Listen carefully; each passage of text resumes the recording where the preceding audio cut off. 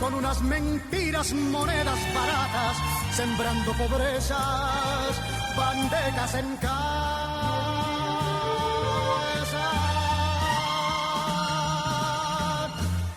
Yo quiero un pueblo que ría y que cante. Yo quiero. Muy buenos días a todos nuestros queridos radio escuchas. Les hablamos desde su programa, Voces de la Soberanía. El programa Voces de la Soberanía es auspiciado por la Convergencia Nacional Boricua, CONABO, y el Movimiento Diálogo Soberanista de Puerto Rico. Les habla en esta mañana uno de sus moderadores, Carlos Ulises Pavón Ortiz. Me acompaña el comoderador Juan Carlos Martínez Cruzado. Buenos días, Juan Carlos. Buenos días, Carlos, y buenos días a todos los radioescuchas. El objetivo de este programa es educar al pueblo sobre la valía y los beneficios de la soberanía para Puerto Rico. Tenemos varios anuncios en la mañana de hoy. Número 1, nuestra dirección electrónica, voces.soberania@gmail.com. A esa dirección nos puede enviar sus comentarios, sus preguntas, sus sugerencias, sus críticas, y nosotros le prestamos atención en programas subsiguientes. Nos envía un mensaje el colega, y quien esperamos llega un poquito más adelante, Gabriel Andrés Rodríguez, quien nos informa que en La Parguera, en el día de hoy, hay una invitación, una convocatoria para que aquellas personas que están preocupados con el asunto de cómo se resuelve el detalle de las casetas en el litoral, en la frontera entre el mar y la tierra, cómo se ha de resolver esa polémica, pues hay una invitación para que las personas pues se presenten, y es por razones de que parece ser que hay una vista pública o una invitación de alguna agencia del gobierno para provocar una reunión de los dueños de casetas y sobre lo que pudieran ser las preocupaciones de estas personas. Pero también tiene que haber una atención a lo que es las preocupaciones del pueblo, quien le interesa que lo que es el detalle de nuestra Constitución, que la zona del litoral es una zona que pertenece al pueblo de Puerto Rico, no es privatizable. Esa voz, esa opinión tiene que ser también escuchada. Por eso es importante, porque los intereses económicos están en contra del pueblo en esta situación. Los intereses económicos van dirigidos a la privatización de lo que corresponde al pueblo, de lo que le pertenece al pueblo. Y el pueblo somos usted y yo que me está escuchando. Entonces es necesario, ¿verdad? Ya que no tenemos el poder económico, sí es necesario que el número sí tenemos más poder porque somos más. Es necesario la presencia de todos los que puedan estar allá en el día de hoy en la Parguera. Simplemente la presencia hace una diferencia bien grande. Mi experiencia con los asuntos ambientales, especialmente la experiencia de la planta de carbón y de otros que se han ocurrido posteriormente, es que la presencia de muchas personas hace una diferencia del cielo a la tierra. Deja saber que hay muchas personas preocupadas con el tema, y que entonces es menester escuchar no tan solo a aquellos que son intereses económicos, inversionistas en las campañas políticas, sino o parientes de algún gobernante, sino que es también el interés de que el ciudadano de a pie, como usted y como yo, esa opinión y esa potestad que nosotros por constitución tenemos sobre lo que es el territorio nacional puertorriqueño siga siendo territorio nacional puertorriqueño. Tenemos aquí al colega José Israel Alameda, quien acaba de hacer entrada por la puerta como medio tornado. Saludos a todos los que nos están escuchando y saludos a los compañeros Juan Carlos y a Pavón. Y supongo que Gabriel venga por ahí ya mismo. Sí. El tema del día es uno que toca muy cercanamente acá a un profesor de economía que ha enseñado lo que es economía internacional, desarrollos históricos y económicos, política económica. Así que hoy es moderador e invitado y todo a la misma vez, el doctor José Israel Alameda. El tema que tenemos en el día de hoy es la revolución industrial y Puerto Rico. Y es como parte de esta cápsula que tenemos sobre economía política, y Joe nos va a poner allí un pequeño sonsonete sobre el asunto de nuestra cápsula en economía política. Ajá, ¿cómo comenzamos? ¿Con los aranceles o con la revolución industrial? Bueno, creo que podemos empezar hablando resumiendo el mercantilismo, recordando que durante los tiempos del mercantilismo, estamos hablando del siglo XVI, siglo XVII, se distinguía porque las naciones veían que la riqueza era a base de los metales preciosos, ¿verdad? Estaba basado en unas monarquías que favorecían a ciertos burgueses que tenían entonces empresas monopolísticas, y había una política de proteccionismo, porque no se quería que todo en el país se produjera para no tener que comprarle fuera y despojarse de esa manera de oro y plata, sino al contrario, querían vender hacia afuera, querían exportar para entonces adquirir oro y plata. Y parte de, ¿verdad? Parte de lo que ocurrió durante ese tiempo, desde el año aproximadamente 1500 hasta el año 1800, el crecimiento demográfico en Europa occidental fue prácticamente nulo. Y la cosa comienza a cambiar, ¿verdad? Con la revolución industrial, que como el doctor Alameda bien conoce, comienza aproximadamente para mediados del siglo XVIII, y lo separan en distintas fases, ¿verdad? La primera fase termina aproximadamente a mediados del siglo XIX, y la segunda fase termina durante ya el siglo XX, posiblemente para la Primera o la Segunda Guerra Mundial. Y algunos hablan de una tercera fase después de la Segunda Guerra Mundial. Pero, ¿verdad? Volviendo a la transición entre mercantilismo y la primera revolución industrial, pues lo que es clave ahí, o por lo menos una de las cosas más clave, es la ciencia, los avances científicos y la consecuente innovación tecnológica, ¿verdad? En donde se produce maquinaria agrícola que hace que la producción agrícola aumente drásticamente, y que entonces ya no sea tan necesaria la labor en los campos. Casi de forma simultánea también se forman estas máquinas de la aguja, textiles, la industria de textiles, que entonces lleva a una presión para que las poblaciones se vayan mudando desde los campos hacia las ciudades, que ya no es tan necesario que trabajen tanto en los campos como antes, pero ahora tenemos una oportunidad de trabajo en las ciudades con la industria textil, y eso es estimulado o potenciado entonces por otros desarrollos como la máquina a vapor y la transportación, que facilita ese movimiento del campo a la ciudad.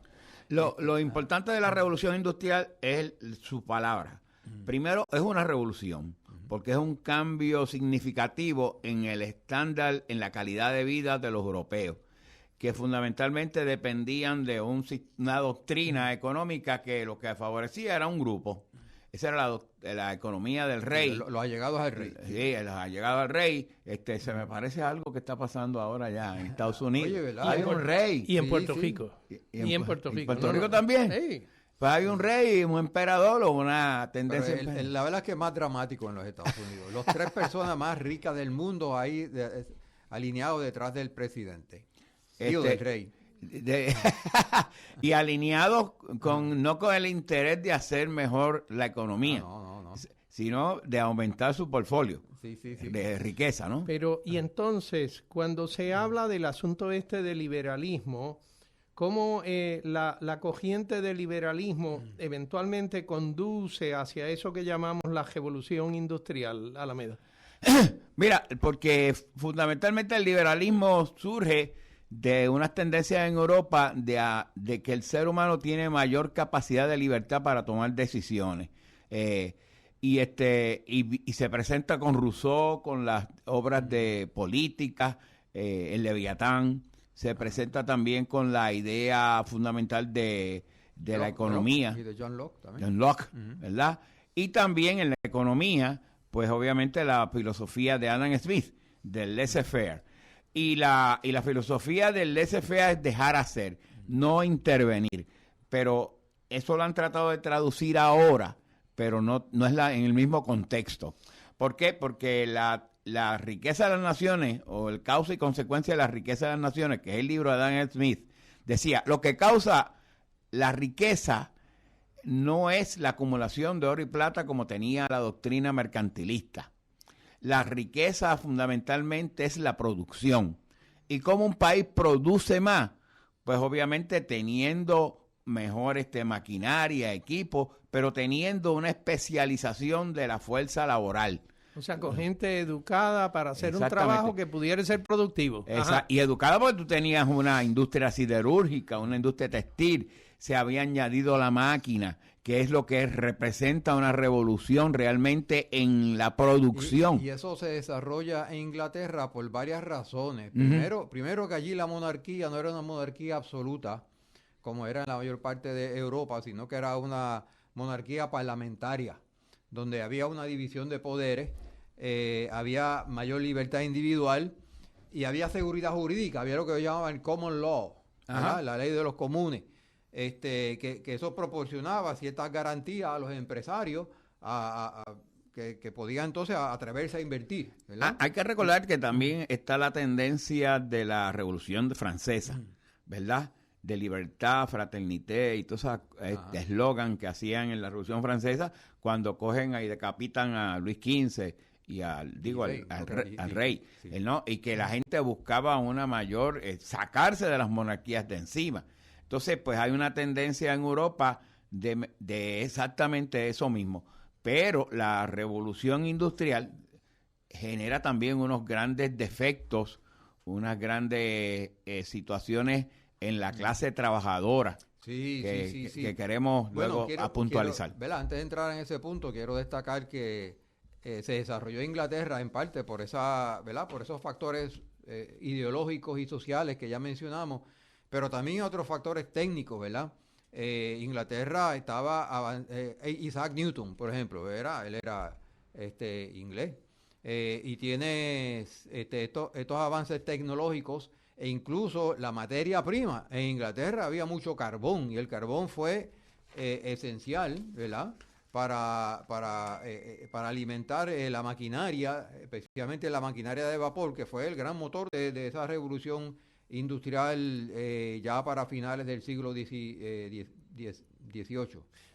Carbón y hierro. Ambas eran también, materiales que estaban presentes en las islas británicas. Exactamente. Así que pues tenemos ¿verdad? Quizá para destacar las bondades, porque todo en la vida tiene sus cosas buenas y sus cosas malas, para destacar las bondades de esta revolución industrial, pues tú tienes esa revolución agrícola, hay un aumento en la producción agrícola y por lo tanto una mejor alimentación, tienes el desarrollo del capital comercial, la transportación hacia las ciudades y claro, al haber mayor transportación con la máquina de vapor, ahora tú tienes una expansión gigantesca de los mercados, ¿verdad? Así que la economía, hay una explosión económica.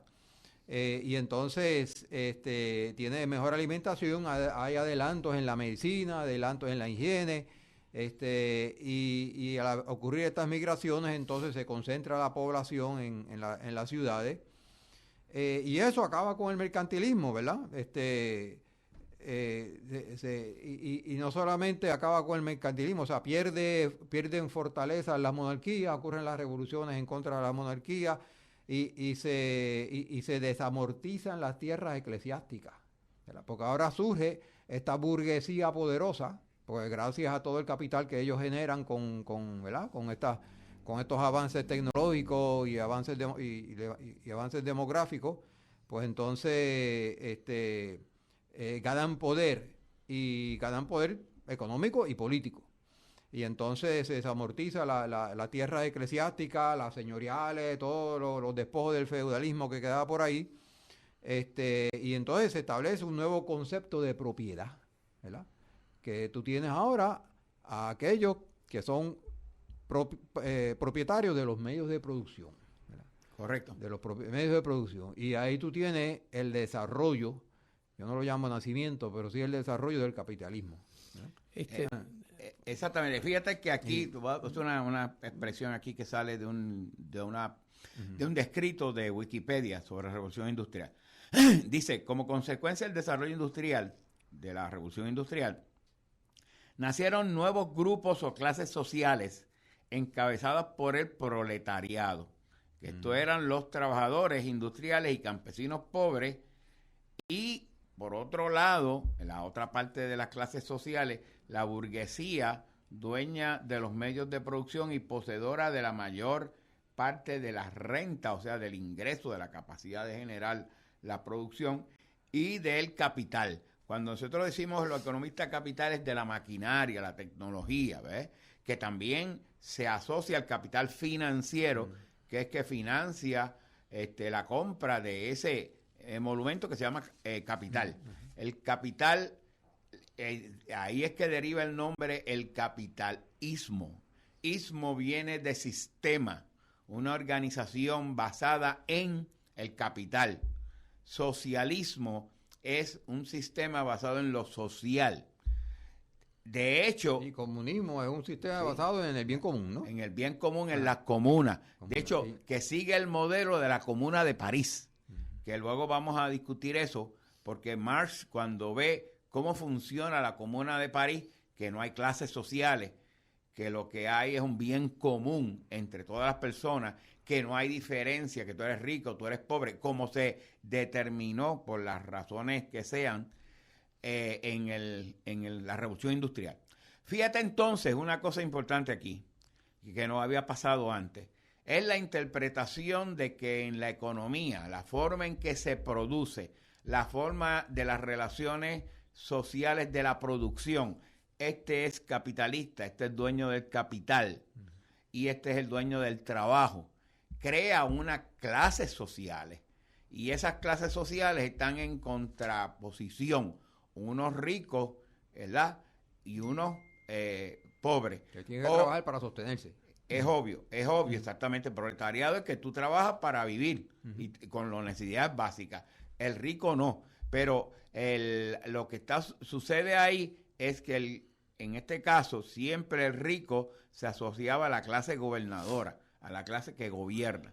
En ese sentido hay cierta paralelismo entre lo que está sucediendo ahora, ¿verdad? Donald Trump tiene no menos de 12 o 13 multimillonarios en su gabinete, y a la misma vez tiene dentro de esos multimillonarios como los de Pachai, Larry Page, que es de Google, ¿verdad? Quizá la empresa. Bill Gates, fíjate que no se ha metido en eso, inclusive critica a Elon Musk, le dice que no debe estar metido en eso, y Elon Musk pues está metido en la política y está creando lo que hizo Rusia, que es unos oligarcas, que son gente rica que tiene poder político para tomar decisiones en el gobierno. Y aquí lo que estamos viendo es algo así parecido. Sí, muy parecido. Oye, en los años 80, no sé si tú te acuerdas de Lee Iacocca. El de Chrysler, que sacó a Chrysler de la quiebra. Entonces había gente que lo quería para presidente y él dijo, no, yo soy un buen hombre de negocio, pero los negocios no, el gobierno no es negocio. O sea, yo soy bueno para los negocios, pero eso no quiere decir que yo sea bueno para gobernar. Pero hay muchos negociantes que o se creen que son buenos para gobernar o no les importa que sean malos gobernantes, porque a ellos lo que les importa es aprovechar las estructuras gubernamentales para enriquecerse. Yo creo que es la segunda. Yo creo que es la segunda. Yo creo que es la segunda, sí. Ahora, déjame hacer una... Sí. Porque me interesa el detalle del desarrollo hacia la revolución industrial. Me parece que hay algo que de alguna manera, desde la Edad Media hasta lo que serían los 1700, hay una mejora sustancial en lo que pudiera ser la educación a nivel universitario, que era la educación de ciertos niveles de profesionales. Así que en Inglaterra se establecen universidades que ciertamente pueden educar a personas sobre temas que podían ir más allá de simplemente algo sobre filosofía o teología o cosas parecidas, sino que hay también una educación sobre las cosas técnicas. Francia establece colegios sobre educación técnica que eran extraordinariamente más desarrollados que los que había en el resto de Europa. Y era con el propósito de fomentar el tener personal capacitado para hacer de todo, desde hacer funcionar lugares donde fabricaban acero, hierro o utilizaban ese tipo de metales, hasta el asunto de construcción de las carreteras o lugares para almacenar agua, de manera tal que las ciudades pudieran tener agua suficiente, pues bueno, para lo que fueran a hacer. Así que eventualmente también se establecen talleres de trabajo, y es allí donde me parece que es quizá incipiente esto de la revolución industrial. Los talleres de trabajo no era ahora de un herrero con un ayudante, sino que podía ser algo que tenía más de una persona trabajando en esta cosa. La industria de la aguja que ustedes mencionaron anteriormente, esto era unos talleres en donde el número de personas que podían trabajar tejiendo o hilando o haciendo lo que fueran a hacer era mucho más grande. Y entonces ahora el algodón que traía, porque en Inglaterra no crece el algodón, eso es producto de zonas tropicales. Lo que traían desde la India, ahora lo podían tratar de procesar en estos talleres de textiles y hacer ropa que pudiera ayudar a las personas a protegerse un poco mejor del clima. Sobre la agricultura, estos talleres donde procesaban los metales ahora podían preocuparse no tan solo de hacer espadas para el rey, sino hacer también herramientas, y herramientas es arados y cosas por el estilo. Todavía no son herramientas motorizadas, es arados y cosas por el estilo que podían ser usadas por los agricultores para ahora tratar de aumentar el predio de terreno que estaban cultivando para crecer lo que fuera. Sí, una agricultura a escala ahora. Ahí. Una agricultura de una escala un poco mayor. Y me parece que ese detalle es el que da origen a que, bueno, para poder pagar ese arado que es un poco más grande y poder pagar los animales que voy a usar con ese arado, las personas tenían que tener cierto nivel de capital. Uh-huh. No podía ser un agricultor solo produciendo para su familia. No hay duda de que esos continuaron produciendo. No, pero es que ahora hacía falta un poco más de tamaño, de volumen. Y me parece que allí hay algo que es bien importante en esa interacción entre las necesidades de estos talleres que van creciendo de volumen y aquello que eran los que le van a proveer algún tipo de herramienta o cosa. Y eso es parte de lo que es la revolución industrial. Bueno, ¿estoy interpretando esto inapropiadamente? No, perfectamente bien. Y entonces tenemos una transformación social y una transformación geopolítica, ¿verdad? Hay una transformación social en el sentido de que hay un crecimiento y poder de la burguesía que desplaza a la aristocracia terrateniente que existía para los tiempos mercantilistas. Y la desplaza porque esa burguesía tiene unos conocimientos de cómo hacer que estos talleres funcionen apropiadamente. Claro. Pero la aristocracia no tenía ese conocimiento. Ahí tiene la importancia del conocimiento y la importancia de las universidades, ¿verdad?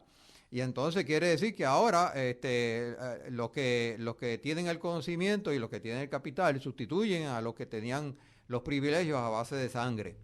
Y entonces también tienen el poder político y abogan por una doctrina que ya estaba incipiente de la libertad económica, y generan grandes riquezas y a la vez pagan bajos salarios, ¿verdad? Entonces, porque no quiere decir que sean buena gente, el hecho de que conozcan cómo, ¿verdad? El hecho de que el hecho de que sepan cómo hacer grandes fábricas e industrias no quiere decir que tienen grandes un corazón grande no lo tenían. Un corazón grande, sí. Y entonces ellos abogan por una política imperialista. Y para el año 1800 se produce el Reino Unido, o sea, Inglaterra incorpora, además de haber incorporado a Escocia en décadas anteriores. Gales. Sí, incorpora, o sea, Gales primero, luego Escocia y finalmente el norte de Irlanda. Pues entonces ellos generan una marina que le permite entonces colonizar, ¿verdad? Colonizar de una manera que nunca había ocurrido en el pasado. Así que, y claro, esa marina se hace quizá pensando en los mercados, pero también se utiliza para colonizar y crear nuevos mercados. Déjame hacer una pequeña cosita. Ajá. El asunto de la marina es bien interesante porque la marina requiere que tengas una escuela de capitanes de los barcos, que tengan conocimiento suficiente. Y tenían que atender problemas que eran fundamentales. El asunto de la brújula era necesario, pero también era necesario tener una idea sobre dónde estás tú, en qué latitud te encuentras. Así que ellos tienen que educar a los capitanes de manera tal que ahora los barcos, si van a salir del Mediterráneo y van a atravesar el Atlántico o el Pacífico, que tuvieran algunas herramientas para, pagar un barco para que vaya por ahí para allá y después que no vuelva, eso sería una cosa muy cara. Así que es un detalle de extraordinaria importancia, porque una de las tantas cosas es el asunto de la fabricación de cronómetros. Y cronómetros, para saber qué tan lejos ha viajado en cuánto tiempo. Y que el cronómetro sea capaz de funcionar independientemente al asunto de las temperaturas. Que las temperaturas que te estiran o te contraen los metales no te afecten tanto el funcionamiento del aparato que tienes como medidor de tiempo. Así que pagan a unas competencias para el desarrollo de cronómetros. Y eventualmente, el que ganó, no le pagaron a él, le pagaron a los nietos, porque le negaron el pago por más de 80 años. Supuestamente la Marina británica, Ajá, hasta tanto verificar que de veras le funcionaba el asunto. Pero a lo que voy es el asunto de que la Marina esa que tú mencionas incluye también el asunto de la enseñanza de cómo voy a hacer este asunto de los viajes en el mar de una manera que pueda retornar. Mira, es que es importante aquí una cosa. Dentro de la posición de Adam Smith, decía que había que especializar, eso le llamaba la división del trabajo, para usted aumentar la productividad dentro de la revolución industrial. Pero también había la división internacional del trabajo, que era cómo mejorar la navegación, cómo tú mejorar el comercio internacional. Porque el mundo... O sea, ahí se produce el mercado Sí. el comercio internacional se desarrolla con este proceso. ¿Por qué? Porque vamos a conectar esto ahora con lo que está pasando aquí. El mundo es 2/3 partes del mar. Y el mar fundamentalmente es la autopista más grande que tenemos. Porque todo lo que nosotros tenemos viene por barco. Y viene por barco porque viene en esa autopista que se llama el Pacífico, el Atlántico, lo que sea.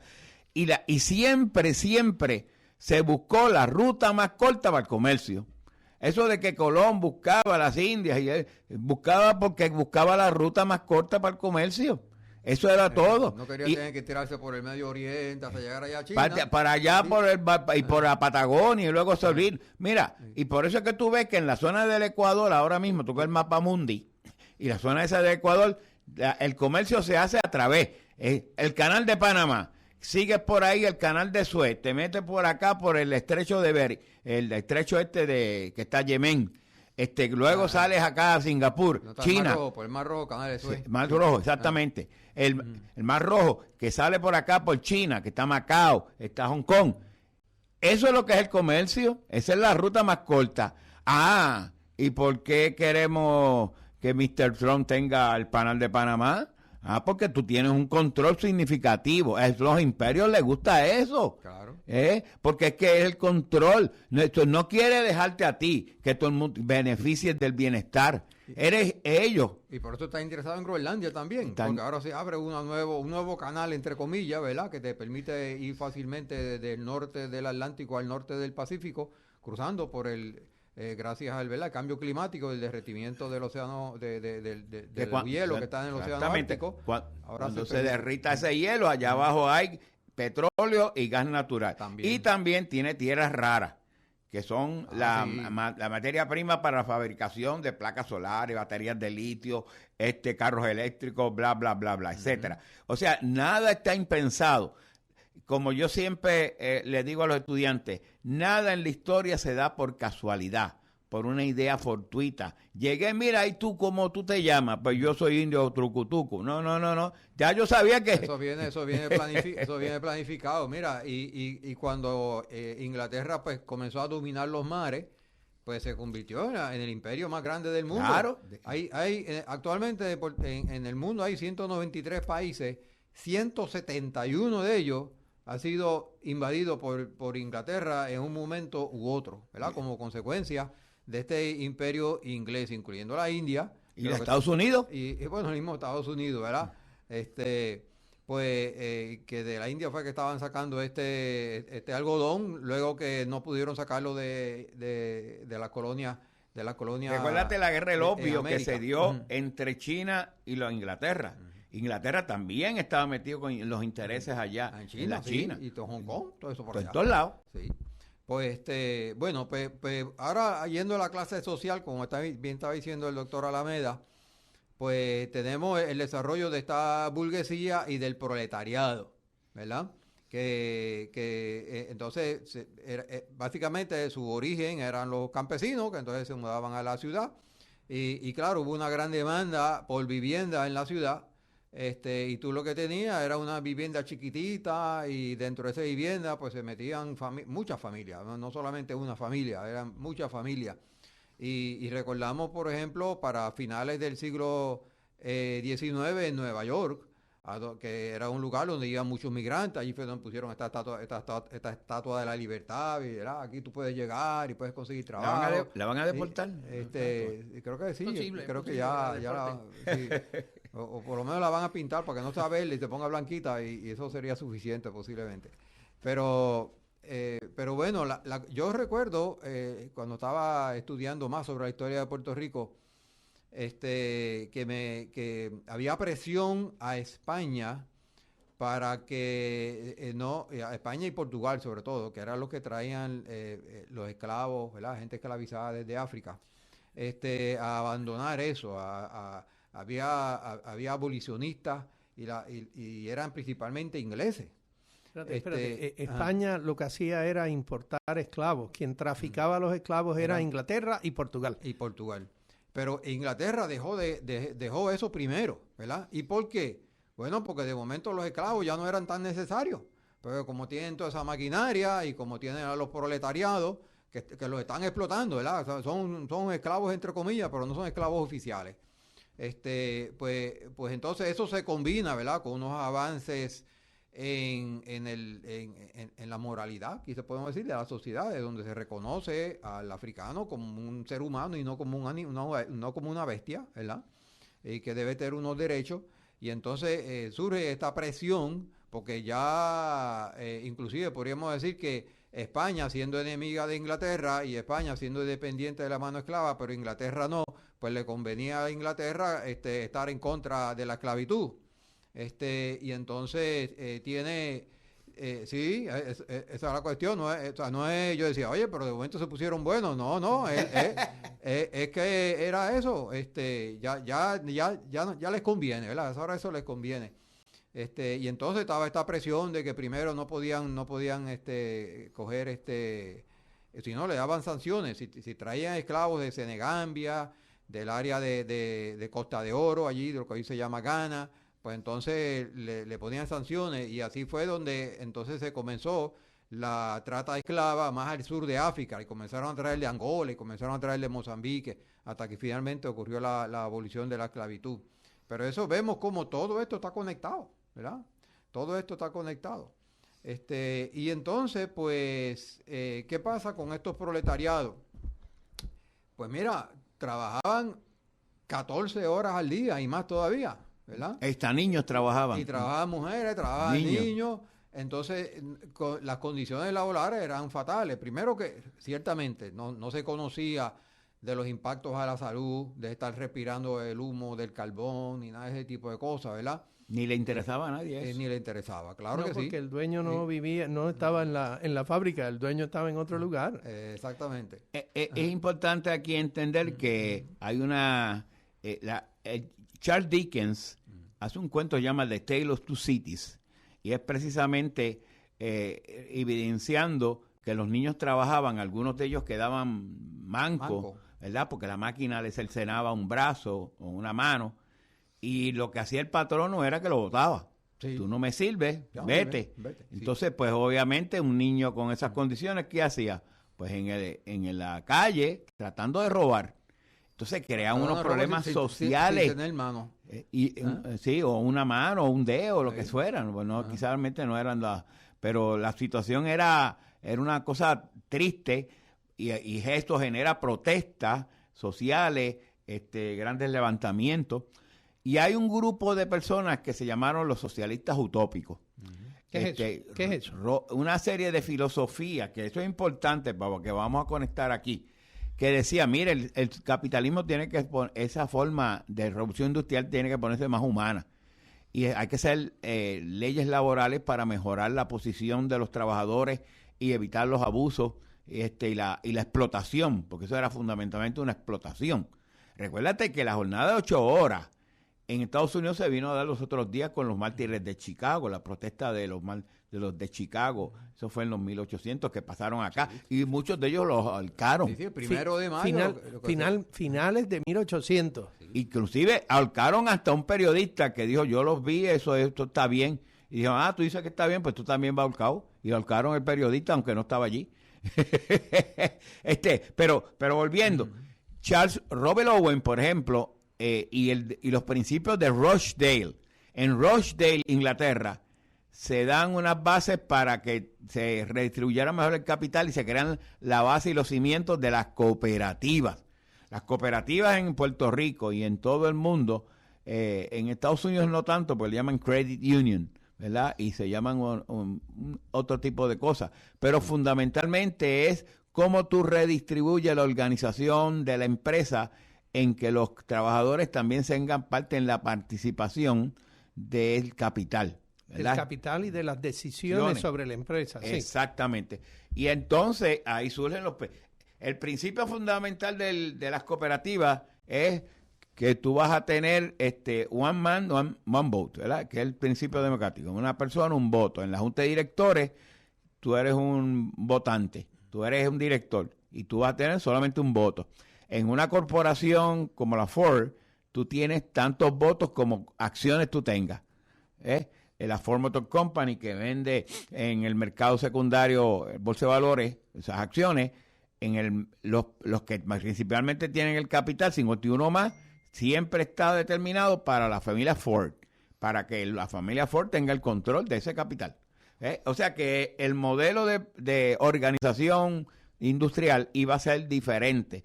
Y ahí es que comienzan las ideas sociales de cambio. Con las cooperativas. Con las cooperativas y los socialistas utópicos, que es una revolución de pensamiento social dentro de la revolución industrial. ¿Ves? Y esto está ocurriendo en Inglaterra, en el medio de esto que llamamos la revolución industrial. Y es por necesidad, como ustedes bien mencionan. Era una forma de atender el asunto de que estos trabajadores, que son las personas que conocen y que están poniendo su energía y su saber para hacer funcionar la empresa, ahora también tenían que tener ciertas garantías para ellos y para sus familias. Y es allí donde entonces nos acercamos a que el trabajador tiene que ser protegido. Y hay unos reclamos de que los gobiernos, en particular los gobiernos británicos, tenían que poder proteger un poco a esos trabajadores, ya fueran niños, mujeres u hombres. Mira, en esa dirección, para 1891, el Papa León XIII da a conocer la encíclica Rerum Novarum, que fue la primera encíclica social. Y en ella, él dice, si el obrero presta a otros sus fuerzas a su industria, las presta con el fin de alcanzar lo necesario para vivir y sustentarse. Y por todo esto, con el trabajo que de su parte pone, adquiere el derecho verdadero y perfecto, no solo para exigir un salario, sino para hacer de éste el uso que quisiere. Una cosa que no se me puede olvidar es que, como tú dijiste, surgen las universidades, pero surge también el pensamiento científico. La idea, antes la ciencia era el emperador. Emperador dice 2 más 2 es 5, era 5. Pero con la introducción de la revolución industrial en las universidades, y Newton especialmente, y Adam Smith, comienzan a hacer estudios sistemáticos, estudios científicos, para llegar a conclusiones certeras, ¿verdad? Porque eso es lo que es la ciencia. Es un método para llegar a conclusiones certeras. Fíjate que hoy día, nosotros estamos retrocediendo. Yo le envío un video a ustedes de J.D. Vance en una conferencia que dice que el problema son las universidades y los profesores, que se pasan estudiando estupideces y teorías. Donald Trump acaba de decir que sin antes la Federal Aviation Administration, que es la que determina por qué surge la causa de los accidentes, helicóptero que choca con el avión, Washington, ¿sí? Ya él enseguida le echó la culpa, ya tiene la determinación al día siguiente. Y sin evidencia, sin ciencia. Sí, todavía no habían recuperado las cajas negras para saber, ¿verdad? Para nada. comenzar a derivar información. Y él ya tenía la conclusión. Y él ya tiene que fue la razón, sí. Y la razón es la que me conviene. La que le da la gana. Sí. Que es la DEI, ¿verdad? Sí, Diversity, Equity and Inclusion. Inclusion, ¿verdad? Sí. Y porque el que dirigía era Buttingen, el Departamento Federal de Transportación, y que Buttingen pues es declarado gay, ¿verdad? Sí. Él es gay.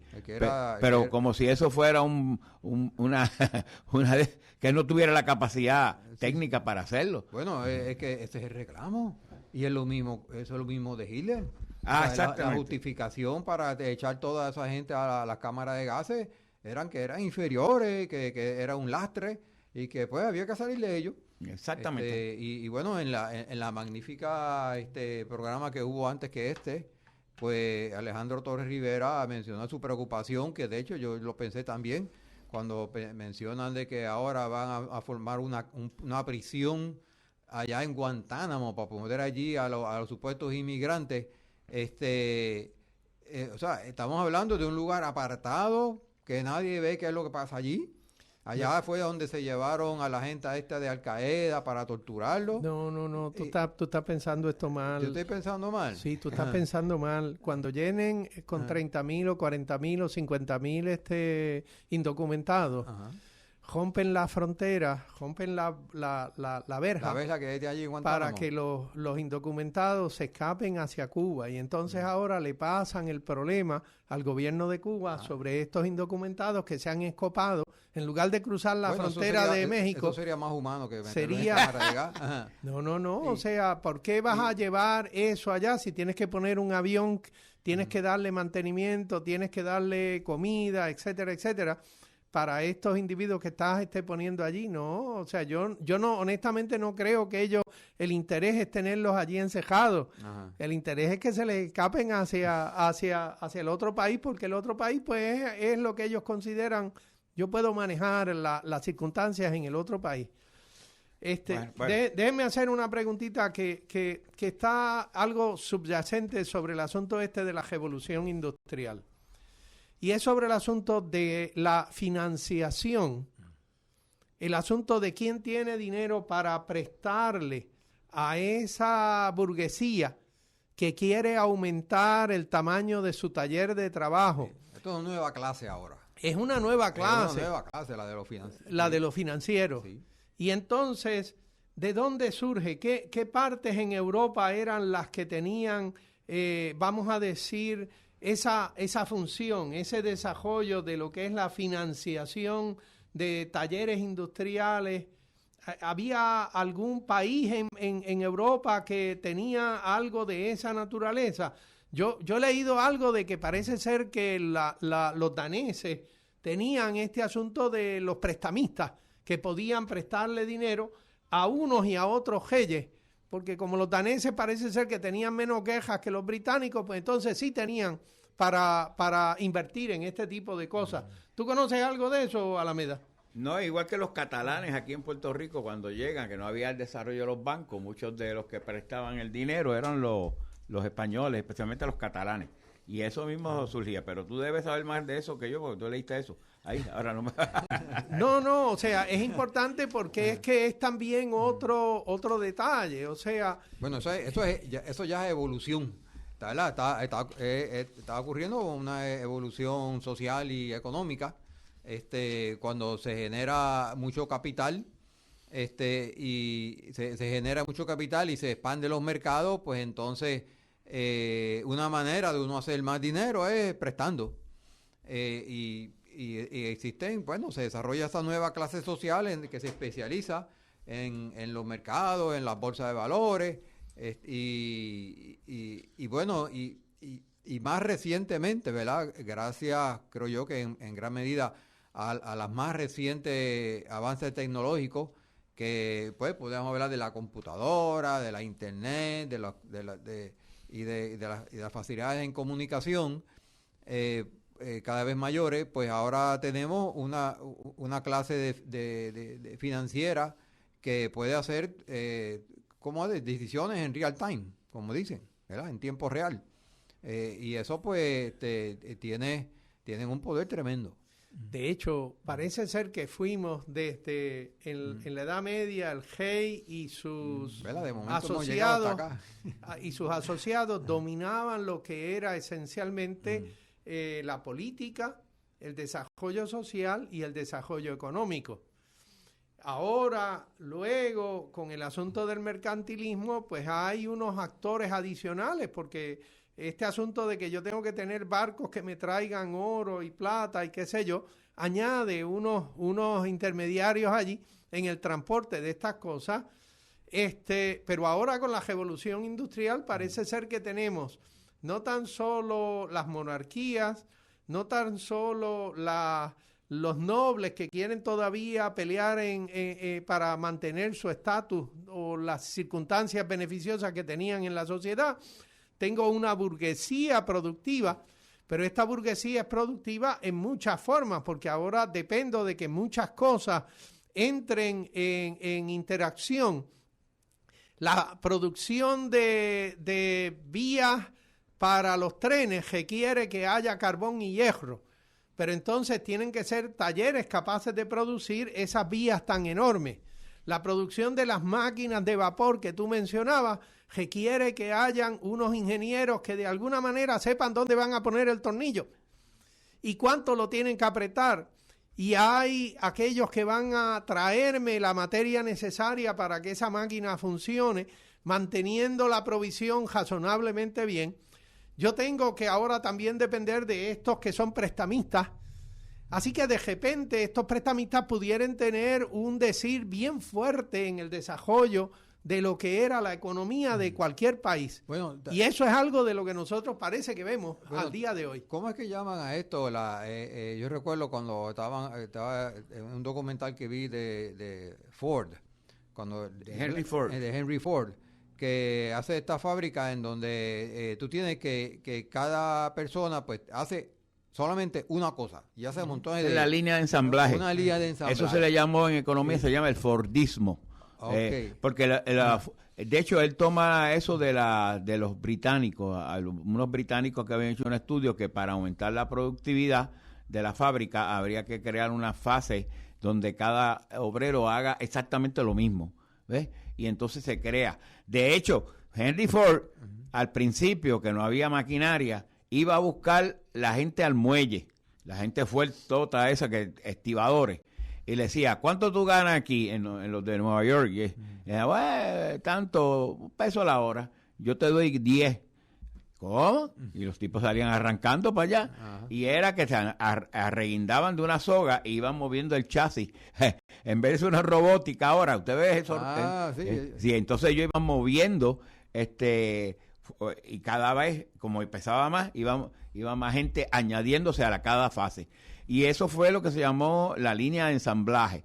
Eso aumentó la productividad significativamente. Todavía existe. Lo único que lo hacen robots, maquinaria. Sí, y eso es característica de la segunda fase de la revolución industrial.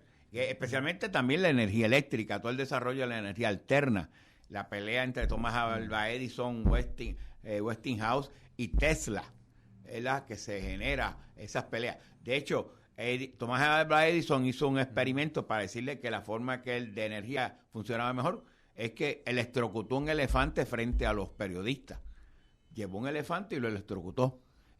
Y entonces los periodistas salieron ofendidos. Tesla tenía la energía alterna, que es la que utilizaba ahora. Entonces, no tan solo eso, volvió Thomas Alva Edison y dijo, pues vamos a hacerlo en un humano. Y cogieron un presidiario y lo electrocutaron. Fue el primer electrocutado. ¿Y cómo lo electrocutaron? Bueno, los periodistas también salieron ruborizados porque el humo salía del cerebro. Y entonces se oía el olor a carne quemada. Y ellos dijeron, este tipo está loco, ¿no?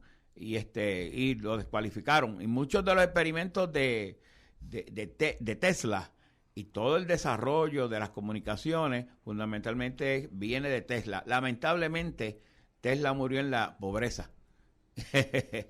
Oye, no tiene nada que ver con la compañía esta de Elon Musk, que se llama Tesla también, que hace las baterías. Tiene, porque recoge fundamentalmente los principios, eso Agustín puede saberlo, recoger los principios. Yo no sé si ya pasamos de los 10 minutos de la... Yo creo que lo que hizo fue que él le agajó el nombre porque era nomás atractivo, ¿verdad? Para ponerlo allí. Bueno, pero vamos a aprovechar que tenemos aquí a Gabriel. Gabriel, buenos días, ¿cómo te encuentras? Buenos días, me encuentro sumamente tarde para el programa. He estado escuchando parte de las discusiones. Pero entonces te toca la última de las preguntas. ¿Cómo relacionamos este desarrollo de la revolución industrial a lo que nosotros tenemos en Puerto Rico actualmente? Bueno, pues... Primero que nada, creo que por lo que estamos discutiendo estas cosas es para que la gente se concientice de que todo lo que estamos experimentando al presente tiene una historia. Hubo unos procesos que nos han traído a donde estamos y hay que entender esos procesos para salir de donde estamos y movernos a un mejor sitio. Y en este caso, pues estamos viendo cómo en la historia van evolucionando las fuerzas productivas, el cómo los seres humanos pueden generar lo que necesitan o lo que quieran, cómo eso al ir evolucionando va forzando el cambio en la sociedad. Surgen gente, como acabas de mencionar, los banqueros siempre han existido quizás desde la Edad Media, ¿verdad? Por eso eran bancos en donde se sentaban a prestar, los prestamistas. Pero han ido evolucionando hasta el punto en que ahora esos que antes financiaban una actividad productiva pues están extrayendo riquezas de todo el sistema económico sin que estén aportando en realidad para la producción. Son formas en que la economía ha ido evolucionando. En el caso de lo de la revolución industrial, nosotros tuvimos un equivalente, ¿verdad?, con el cambio entre el siglo XIX y el XX, de una economía agrícola que empezaba a mecanizarse, a llegar hasta incluso la industrialización que tuvimos en los 50. Y eso, como sabemos de nuestra historia, llevó a unos cambios en la distribución de la población, en los niveles de vida, ayudó a que surgiera la Universidad de Puerto Rico, que a su vez entonces se vuelve un elemento central para que el país pueda seguir evolucionando. Ese cambio va generando también una movilidad social para que mejoren la calidad y las condiciones de vida de la gente. Pero llegamos al punto en que estamos, como parece, atacados y hasta yendo para atrás, porque ya la estructura económica a la que estamos sometidos y el sistema político al que estamos sometidos, parece que hace rato nada más trabaja a favor de cierta gente. Bueno, yo podría añadir algo más. ¿Verdad? Durante la Revolución Industrial, pues luego de las líneas de ensamblaje, pues tú tienes entonces los inventos de los automóviles, los aviones, ocurren las guerras mundiales, ¿verdad? Y al final de la guerra mundial, en Estados Unidos, que es la nueva Inglaterra, ¿verdad? Porque es el nuevo imperio que tiene bases militares por todo el mundo, tiene un exceso de producción. Y entonces eso tiene el efecto de que aquí en Puerto Rico se cambia la economía para que sea una economía de consumo, para ayudar a los Estados Unidos a consumir todo lo que ellos tienen producido, porque tienen ese exceso de producción. Ahora, más recientemente, en estos últimos años, ya no tenemos ese exceso de producción, ahora lo que hay es un exceso de capital, ¿verdad? Y eso quizá en buena medida explica por qué aquí prestaron a Puerto Rico, aun cuando se sabía que no podíamos pagar, porque tienen un exceso de capital. Y pues, ¿qué hago con ellos? Pues lo presto, tengo que prestarlo, aunque sea a riesgo, ¿verdad? Así que todo eso tiene un impacto sobre la situación que sufrimos ahora mismo aquí en Puerto Rico. Señores, aquí el tiempo vuela con una facilidad tremenda, pero yo espero que hayamos podido tener una clase realmente sobre desarrollo económico y el impacto de la revolución industrial sobre los países en el mundo. Y ahora hemos llegado al impacto que esto tiene sobre Puerto Rico. Quisiéramos continuar y redondear un poquito este tema en nuestro próximo programa, pero por el momento agradecemos su audiencia y quedamos de ustedes la Convergencia Nacional Boricua en Voces de la Soberanía, muy agradecidos de su audiencia. Tengan todos muy buenas tardes.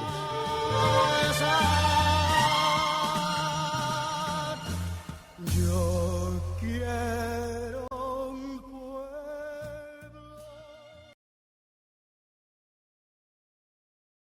Esta radioemisora y su personal no necesariamente se solidarizan con las expresiones vertidas